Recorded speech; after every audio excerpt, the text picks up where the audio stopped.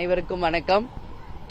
தேசிய முற்போக்கு திராவிட கழகத்தின் சார்பாக இன்றைக்கு கேப்டன் அவர்களுக்கு பூஜை செஞ்சுட்டு எங்களுடைய டெய்லி ஒர்க் தொடங்க வந்திருக்கேன்.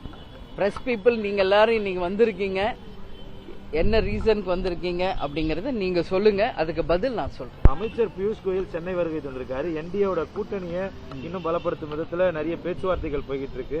தேமுதிக ஏற்கனவே முடிவெடுத்து தான் நம்ம மாநாட்டில் சொல்லியிருந்தோம். அந்த முடிவு என்னன்றத தொண்டர்கள் ரொம்ப அவளோட காத்துக்கிட்டு இருக்காங்க. நீங்க தான் சொல்லுங்க. எங்க தொண்டர்கள் காத்திருக்காங்களா? எங்க தொண்டர்கள் காத்திருக்காங்கன்னா நாங்க பாத்துக்கிறோம், சரிங்களா? நீங்க பிரஸ் பீப்புள் தான் காத்திருக்கீங்க, தொண்டர்கள் எல்லாம் தெளிவா இருக்காங்க. இருந்தாலும் எப்பவுமே நீங்க தலைமை அலுவலகத்துக்கு வந்தா எப்பவுமே நான் உங்களை அவாய்ட் பண்ணதே கிடையாது. நீங்க வந்ததையும் மதிச்சு எப்பவுமே உங்களுக்கு நான் பிரஸ் மீட் கொடுத்துக்கிட்டு இருக்கேன். மற்ற யாரும் இப்படி கொடுக்கறாங்களான்றத நீங்க கொஞ்சம் யோசிச்சுக்கணும். ஏன்னா டெய்லி இங்க அன்னதானம் நடக்குது, டெய்லி தலைவருக்கு பூஜை நடக்குது, இங்க எவ்வளவு பேர் கேப்டனை பாக்குறாங்கன்றதெல்லாம் நீங்க டெய்லி பாத்துக்கிட்டு இருக்கீங்க. அந்த வகையில் இன்னைக்கு நீங்க வந்திருக்கீங்க. சோ நீங்க கேட்கிற பதில் சொல்றேன். அதுக்கு முன்னாடி ஒரு 4-5 மக்கள் பிரச்சனையை பத்தி நான் பேசணும்னு நினைக்கிறேன். ஏன்னா இன்னைக்கு நம்ம அரசியல் என்பது மக்களுக்காக தான் இந்த அரசியல். அப்படி இருக்கின்ற வகையில இன்னைக்கு நம்ம முக்கியமா நான் ஒரு பெண் தலைவராக இருக்கும் பொழுது மதுரையில் எல்ஐசியில அலுவலராக இருந்த கல்யாணி அப்படின்றவர் ஒரு தவறை சுட்டி காட்டியதால உடன் பணியாற்றுகின்ற ராமகிருஷ்ணன் அவர்கள் அவர் மீது பெட்ரோல் ஊத்தி எரிச்சிருக்கார். இது தீ விபத்து என்று நாடகம் ஆனாங்க. ஆனா இன்னைக்கு ஆய்வு செய்து அது திட்டமிட்டப்பட்ட படுகொலை அப்படிங்கறத கண்டுபிடிச்சு இன்னைக்கு அவரை கைது செய்திருக்காங்க. அதற்காக காவல்துறைக்கும் தமிழக அரசுக்கும் தேமுதிக சார்பா பாராட்டுகளை தெரிவிச்சுக்கிறேன். ஏன்னா இது வெறுமனே கண்துடைப்பாக ஆக்சிடென்ட் முடிச்சிடாம அதன் பின்னணி என்ன என்பதை ஆராய்ஞ்சு இன்னைக்கு கைது பண்ணியிருக்காங்க. ஒரு பெண் மேலாளர் அவங்க அந்த ராமகிருஷ்ணன் என்பவர் செய்த தவறுகளை சுட்டிக்காட்டி கண்டிச்சதுனால அந்த அம்மா மேல பெட்ரோல் ஊத்தி எரிச்சிருக்கார். இது எந்த அளவு ஒரு கொடுமையான ஒரு விஷயமாக நாம கண்டிப்பா எல்லாரும் சேர்ந்து இதற்கு எதிர்ப்பு தெரிவிக்கணும். இன்னைக்கு பெண்கள் எல்லா துறையிலும் கோலோச்சி இருக்கின்ற இந்த காலகட்டத்தில் ஒரு மேலாளராக இருக்கும் ஒரு பெண்ணுக்கு இந்த நிலை என்றால் என்ன பாதுகாப்பு இந்த மற்ற பெண்களுக்கு? இன்னைக்கு அவங்க வேலை செய்யற இடமா இருக்கட்டும், எங்க சென்றாலும் என்ன இருக்குன்றது இன்னைக்கு மிகப்பெரிய ஒரு கேள்விக்குறி. சட்டம் நிச்சயமாக இந்த விஷயத்துல கடுமையான ஒரு தண்டனையை ராமகிருஷ்ணனுக்கு வழங்க வேண்டும் என்று தேமுதிகவின் பொதுச் செயலாளராக உங்க பெண்ணா இல்ல ஒட்டுமொத்த பெண்கள் சார்பாக இதை நான் நீதி அரசர்களை கேட்டுக்கிறேன். உச்சபட்ச தண்டனையான ஆயுள் தண்டனையை அவருக்கு தரணும். ஒரு உயிரை அப்படி அவ்வளவு அனாவசியமா அவர் கொண்டிருக்காருன்னு இது ஏத்துக்க கூடியது கிடையாது. அதே போல அவர் பணியாற்றிய எல்ஐசி நிறுவனத்துக்கும் ஒரு வேண்டுதல், அந்த அம்மாவுக்கு குடும்பத்துக்கு உரிய நிதி வழங்கி அவங்க குடும்பத்தில் ஒருத்தருக்கு நிச்சயம் வேலை வாய்ப்பை தரணும். இது போன்ற நிகழ்வு வேறு எங்கும் நடக்காத வண்ணம் சட்டம் கடுமையான ஒரு நடவடிக்கை எடுக்கணும். அவருக்கு கொடுக்கிற தண்டனை இனி அந்த மாதிரி எண்ணம் கூட யாருக்கு வரக்கூடாது அப்படின்ற அளவு கடுமையான ஒரு தண்டனையா இருக்கணும். அதே போல நேற்று சென்னையில பாக்குறோம், டெலிவரி பாய் பைக்ல போறாரு, அவரை சுத்தி ரோட்ல பட்ட பகல வெட்டி கொலை செய்யறாங்க. அது மட்டும் இல்ல, இந்த மாதிரி கொலைகள் எங்கு பார்த்தாலும் நடந்துகிட்டு இருக்கு. இதெல்லாம் பாக்குறப்ப உண்மையிலேயே மிக மிக மனசு கஷ்டமா இருக்கு. கண்டிக்கக்கூடிய ஒரு விஷயம். கஞ்சா போதைகளை நிச்சயம் கட்டுப்படுத்தணும். இது போல சட்டம் ஒழுங்கை கட்டுப்படுத்தணும். மக்களுக்கு ஒரு பாதுகாப்பை நிச்சயம் இந்த அரசு உருவாக்கணும். அது மட்டும் இல்லை, இன்றைக்கு நம்ம மணலூர்பேட்டை, அதாவது கள்ளக்குறிச்சி மாவட்டம் மணலூர்பேட்டையில கேஸ் சிலிண்டர் வெடிச்சு ஒரு பெண்மணி உயிர் இழந்திருக்காங்க. கூட இருந்த 15-20 பேர் படுகாயம் அடைஞ்சிருக்காங்க. தேமுதிக சார்பாக எங்கள் மாவட்ட செயலாளர் கருணாகரனை, எங்கள் கழகத்தினரை சென்று அவங்களுக்கு அட்மிட் ஆனவங்களுக்கு ஆறுதலும், இறந்தவர்கள் உயிருக்கு நாங்க அஞ்சலி செலுத்த சொல்லியிருக்கோம். அவங்களுக்கு அரசு நிதி அறிவிச்சிருக்காங்க, வரவேற்கத்தக்க ஒரு விஷயம். ஆனால் இது போன்ற ஒரு பொது இடத்தில் இந்த மாதிரி நிகழ்வுகள் நடக்காத வண்ணம் முன்கூட்டியே காவல்துறை பாதுகாப்பு தரணும்னு சொல்லி நான் கேட்டுக்கிறேன். ஏன்னா இது போல சிலிண்டர் வெடிக்கிறது, கேஸ் பலூன் வெடிக்கிறது, பட்டாசு தொழிற்சாலையில விருதுநகர்ல இது மாதிரி பல விபத்துகள் எங்கு பார்த்தாலும் நடக்கு. இதில் அப்பாவி உயிர்கள் பலியாறாங்க. நிச்சயம் இது எல்லாமே தடுக்கப்பட வேண்டும் என்பதை மக்களுடைய கோரிக்கையாக தேமுதிக சார்பாக நான் வைக்கிறேன். இப்ப நீங்க கேட்ட கேள்விக்கு பலமுறை உங்க எல்லாருக்குமே நான் பதில் சொல்லிட்டேன். எங்களை விட நீங்கெல்லாம் ரொம்ப ஆர்வமா இருக்கீங்க நாங்க யாரோட கூட்டணி அமைக்க போறோம் அப்படின்றதுல. அந்த வகையில பத்திரிகை நண்பர்களாகிய உங்களை நான் அழைத்து உரிய நேரத்தில் அதிகாரப்பூர்வமாக அறிவிப்பேன். அதனால இன்னைக்கு நானே சேனல்ல பார்த்தேன், அவர் வந்திருக்காரு எங்களோட பேசுறாரு, நீங்க தான் போடுறீங்க. எங்களுக்கே இன்னும் தகவல் வரல. யார் உங்களுக்கு தகவல் கொடுக்கறாங்க? கொஞ்சம் சொன்னீங்கன்னா நல்லா இருக்கும். இதான் உண்மை. இன்னும் நான் இப்ப இங்கதான் நிக்கிறேன் தலைமை அலுவலகத்தில். எங்களை சுத்தி எங்க கழக நிர்வாகிகள் இருக்கேன். எங்களுக்கே அந்த மாதிரி ஒரு நியூஸ் இப்ப இந்த நிமிஷம் வரைக்கும் வரல. அப்படி இருக்கும் பட்சத்தில் மீடியாவுக்கு யார் இந்த மாதிரி தவறான ஒரு செய்திகளை கொடுக்கறாங்க என்பது உண்மையிலே எனக்கு புரியல.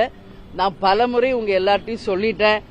அப்படி ஏதாவது டவுட் இருந்தா எங்க கிட்ட கேளுங்க, நான் விளக்கம் சொல்றேன்னு. பட் நீங்க உங்க செய்தியை போடுற மாதிரி தான் இருக்கீங்க. நீங்க போட்ட செய்தியில் 1% கூட உண்மை இல்லை.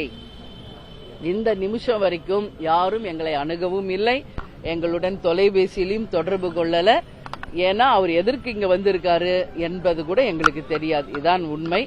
எனவே உண்மை நிலையை நீங்க போடணும்னு சொல்லி நான் கேட்டுக்கிறேன். ஏன்னா இதை பாக்குறவங்க எல்லாம் கன்ஃபியூஸ் ஆகுறாங்க. அவங்க நான் தெளிவா சொல்றேன், நான் கூப்பிட்டு உங்களை அதிகாரப்பூர்வமா அறிவிக்கிறேன் நான் சொல்றேன். ஆனாலும் நீங்க டெய்லி ஏதோ ஒரு நியூஸ் உங்க டிஆர்பிக்காக நீங்க போட்டு கன்ஃபியூஸ் பண்ணாதீங்க யாரையும். அப்படி ஒரு டிசிஷன் நாங்க எடுத்தா நான் ஃபர்ஸ்ட் கூப்பிட போறது உங்களை தான். இப்பவும் சொல்றேன். அதனால தவறான செய்திகளை போட வேண்டாம் என்று நான் கேட்டுக்கொள்கிறேன். என்டிஏ சம்பந்தமா யாரும் நம்ம கிட்ட பேசல, என்டிஏ கூட நம்ம போகல, இல்ல வேற ஏதாவது கூட்டணி கூட போகிறோமா, யார் கூட கூட்டணின்ற முடிவு எடுத்திருக்கோம் இல்ல. அதுதான் இன்னும் நாங்க டிசிஷன் எடுக்கல. நீங்க கேக்குறீங்க என்டிஏன்னு.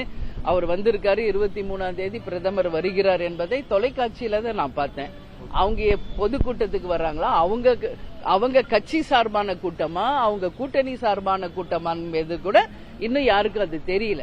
அதனால உங்களை மாதிரி தான் நானும் எதுவும் தெரியாது. எங்களை பொறுத்த வரைக்கும் தேமுதிகவை சார்ந்த பொறுத்த வரைக்கும் நான் ஏற்கனவே சொன்னது போலதான், மாநாட்டிலையும் பிரஸ் மீட்லயும் நான் சொன்னது போல, எங்க மாவட்ட செயலாளர்கள் கழகத்தினுடைய நிர்வாகிகளை கலந்தாலோசிச்சு ஒரு தெளிவான ஒரு முடிவை பத்திரிகை நண்பர்களாக உங்களுக்கு அழைச்சு நாங்க அறிவிப்பேன். அதுக்கு முன்னாடி 24ஆம் தேதியிலிருந்து பிப்ரவரி 2ஆம் தேதி வரைக்கும் 4ஆம் கட்ட பயணத்திற்கு நாங்க கிளம்புறோம்.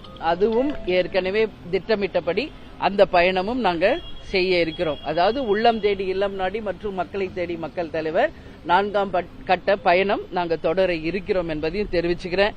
அதனால யாருடனாவது கூட்டணி முடிவானால் உறுதியாக உங்களை அழைச்சு நாங்க சொல்கிறோம் என்பதை தெரிவிச்சுக்கிறேன். அதே மாதிரி பாலிமர் சேனல், நீங்க தான் அன்னைக்கு வந்தீங்க. உங்ககிட்ட நான் ஒன்னு கேட்டுக்கிறேன். உங்களுக்கு எல்லாமே இங்க என்ன நடக்குதுன்னு தெரியும். அவர் பேர் வைக்கணும்னாரு. நான் உள்ள ஆபீஸ்க்குள்ள வாங்க பேர் வைக்கிறேன்னு தான் சொன்னேன். இவ்வளவுதான் அன்னைக்கு நடந்தது. அதுக்குள்ள நீங்க ஏதோ அவரை பிடிச்சி தள்ளின மாதிரியும் ஏதோ நீங்க தயவு செஞ்சு தப்பானதை நீங்க முன்னுறுத்த பண்ணக்கூடாது. இவ்வளவு பேர் நிக்கிறாங்க, டெய்லி இவ்வளவு பேர் சாப்பிடுறாங்களே, ஏதாவது ஒரு பாசிட்டிவ் நியூஸோ ஒரு பிளஸ் நியூஸோ ஏதாவது போடுறீங்களா? அப்புறம் அந்த குழந்தைக்கு நான் தான் பேர் வச்சேன். அவங்களுக்கு வேண்டிய மரியாதை செலுத்தி தான் நான் அனுப்புனேன். ஏன்னா 12:30 நான் சொல்றேன், டைம் ஆயிடுச்சு, சாப்பாடு போட்டு நான் ஆபீஸ்க்குள்ள வரேன், நான் பேர் வைக்கிறேன்னு தான் சொல்றேன். அதுக்குள்ள நீங்க ஒரு தவறான செய்தியை இனிமேல போட வேண்டாம் என்பதை எல்லா பிரச்சனையும் வச்சுக்கிட்டு உங்ககிட்ட சொல்றேன். ஏன்னா இங்க நடக்கிறது அத்தனையும் நல்ல விஷயங்கள் தான் நடந்துகிட்டு இருக்கு. அதையெல்லாம் நீங்க எதுவும் காமிக்க மாட்டேங்கிறீங்க. இல்லாத ஒரு விஷயத்தை பூதாகரமாக்கி மக்கள் மத்தியில உங்க டிஆர்பி ஏத்தணுன்றதுக்காக தேமுதிகவை தயவு செஞ்சு பயன்படுத்தாதீங்க. அப்படி ஏதாவது டவுட் இருந்தா என்கிட்ட டைரக்டா கேளுங்க. நான் உங்களை டெய்லி கூப்பிட்டு பேசுறேன். உங்க டவுட்ஸ் எது இருந்தாலும் கேளுங்க, நான் சொல்றேன். அதுக்கு பதில் தப்பு செய்தியை தயவு செஞ்சு போட வேண்டாம். இது கடைகோடியில் இருக்கிற தொண்டர் வரைக்கும் அந்த சேனல்ஸ் மேல கடும் கோபத்தை இது உண்டாக்குது. அது வேண்டாம். நான் ஃப்ரெண்ட்லியா இருக்கணும்னு நினைக்கிறேன். நீங்களும் அதே ஃப்ரெண்ட்லியை நீங்களும் காப்பாத்திக்கணும்னு சொல்லி நான் கேட்டுக்கிறேன். கூட்டணி குறித்து நாங்க உறுதி செஞ்சிட்டோம், உரிய நேரத்துல அறிவிப்போம் அப்படின்னு சொல்லிட்டு மாநாட்டுல நீங்க அறிவிப்பு செஞ்சீங்க. ஆனா இப்ப கூட்டணி குறித்து முடிவு எடுக்கல அப்படின்ற இல்ல, முடிவு எடுக்கலன்னா எங்க கட்சிக்குள்ள நாங்க கலந்து ஆலோசிச்சிருக்கோம். புரியுதுங்களா? முடிவு எடுத்துட்டோம்னா எங்க மாவட்ட கழக செயலாளர் மீட்டிங் நடந்தது இல்லையா, அவங்களோட பேசி எப்படி ஒரு டிசிஷன் எடுக்கணும் என்பதை அவங்க கருத்துக்களை நான் கேட்டிருக்கிறேன். உங்களுக்கு தெளிவாவே சொல்லியிருக்கேன். ஒரு ஃபார்ம் கொடுத்தோம், அவங்க எந்த கூட்டணிக்கு போகணும் டிக் பண்ணி கொடுத்திருக்காங்க. கீழே ஒப்பீனியனும் கொடுக்க சொல்லியிருக்கோம். அவங்க ஒப்பீனியனையும் அவங்க விருப்பம் யாருடன் செல்லணும் என்பதை கொடுத்திருக்காங்க. சோ அது நாங்க கலந்து ஆலோசிச்சிருக்கோம்.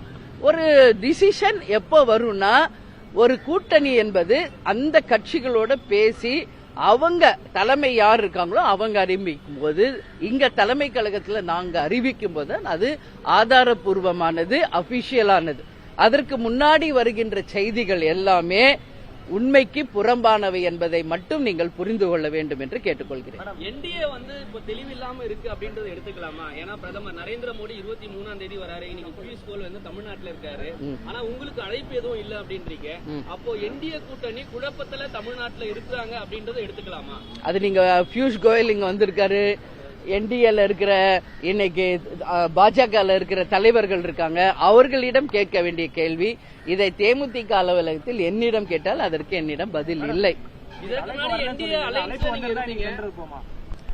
அழைப்பே வரலைங்கிறப்ப அது இல்ல, அது நான் சொல்ல முடியாதுல்ல.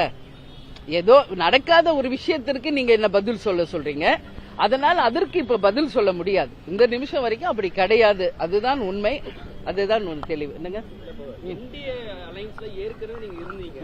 இப்போ வந்து என்ன அப்படின்னா, இன்னைக்கு வந்து டிடிவி தினகரன் என்டிஏ அலைன்ஸ் உறுதிப்படுத்திருக்காரு. சரிங்க. அப்படி இருக்கும்போது உங்களுக்கு பேசல, சரியான தகவல் இல்லைன்னு சொல்றீங்க. அப்போ சரியான ஒரு அணுகுமுறையில இல்லாம இருக்காங்க அப்படின்றது பாக்கலாமா? இல்ல, அதுதான் இந்த கேள்வி நீங்க அவங்க கிட்ட கேட்கணும். எங்க நிலைப்பாடு என்னன்றது உங்களை அழைச்சு நான் அதிகாரப்பூர்வமா அறிவிக்கிறேன்னு சொல்றேனே உங்களுக்கு, புரியுதுங்களா? அதனால இன்னும் தேமுதிக யாருடன் கூட்டணி என்பதை முடிவு செய்யவில்லை. முடிவு செய்யலன்னா முடிவு பண்ணிட்டு மாநாட்டில் சொன்னீங்களேன்னு சொல்லாதீங்க. அது எங்க மாவட்ட செயலாளரோட கலந்த ஆலோசனை முடிஞ்சிருக்கு. சோ ஃபைனல் டிசிஷன் ஒன்னு இருக்குல்ல, அறிவிப்புன்னு, அது ஒன்னு வெயிட்டிங். நான் நிச்சயம் உங்களை அழைச்சுதான் எல்லாரும் முன்னாடியும் நான் அறிவிப்பேன். அத சொல்லிட்டேன், என்னையோட நீங்க ரொம்ப ஆர்வமா இருக்கீங்கன்ட்டு. அதனால நாங்க பாத்துக்கிறோம். இது எங்க கட்சி, எங்க ஃபியூச்சர், எங்க நம்பி இருக்கிற லட்சக்கணக்கான தொண்டர்களுக்கு ஒரு அண்ணியா இல்ல, அம்மாவா மிகப்பெரிய பொறுப்போட மிகப்பெரிய கடமை கேப்டன் என்கிட்ட கொடுத்துட்டு போயிருக்காரு. உங்களுக்கு எல்லாம் தெரியும், ஒரு குடும்பத்தை நிர்வகிக்கிறதே ஒரு பெரிய விஷயம். அப்படி இருக்கிறப்போ இவ்வளவு பெரிய ஒரு கட்சி மிக மிக பொறுப்புடன் மிக மிக அந்த பொறுப்புணர்வோடு நான் இருக்கேன். நிச்சயமாக உரிய நேரத்தில் அறிவிக்கிறேன். அழைப்பு இன்னைக்கு வந்ததுன்னா நீங்க போய் பேசுறதுக்கு தயாராச்சீங்களா? ஒருவேளை உங்களுக்கு அழைச்சானே, சென்னையில தான் இருக்கிறாரு, எல்லாரையும் பார்த்துட்டு இருக்காரு, உங்களுக்கு அழைப்பு வந்தா நீங்க போறதுக்கு தயாரா இருக்கீங்களா? இல்ல, அப்படி வந்துச்சுன்னா உங்களுக்கு நான் சொல்றேங்க. இந்த நிமிஷம் வரைக்கும் வரல. அவங்க மீட்டிங்கே என்னன்னு இன்னும் நிறைய பேருக்கு புரியல. அவங்க கட்சி மீட்டிங்கா கூட்டணி மீட்டிங்கானே தெரியல. அதனால பொறுத்து இருப்போம். சரிங்களா? 23 தான் அவர் வர்றாரு, அன்னைக்கு பாப்போம். நான் தான் சொல்லிட்டேன். நீங்க ஒரு கட்சியா நீங்க கேக்குறீங்க. எல்லாருமே எங்களுக்கு தோழமை கட்சிகள் தான். ஏற்கனவே உங்களுக்கு சொல்லியாச்சு. கேப்டன் குரு பூஜைக்கு எல்லாரும் வந்தாங்க. எல்லாருமே எங்க ஃப்ரெண்ட்லி தான், தோழமை கட்சி. ஆனா யாருடன் நாங்கள் இறுதி கூட்டணி அமைக்க போகிறோம் என்பதை உரிய நேரத்தில் எங்கள் மாவட்ட கழக செயலாளர்களை மீண்டும் அழைத்து அதிகாரப்பூர்வமாக உங்களுக்கு அறிவிப்போம். நன்றி.